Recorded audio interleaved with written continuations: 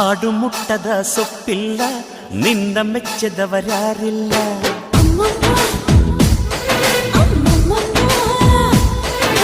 ಜೇನಿಗಿಂತ ಸಿಹಿ ಬೇರಿಲ್ಲ, ನಿನ್ನ ಮುದ್ದಿಗಿಂತ ಸಿಹಿ ಬೇಕಿಲ್ಲ.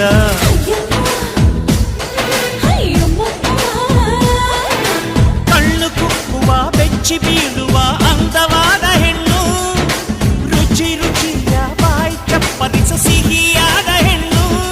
ಅಯ್ಯೋ ತಿಂದು ತೇಗಿದರು ಆಸೆ ತೀರದ ಪಂಚಾಮೃತ ಇವಳು.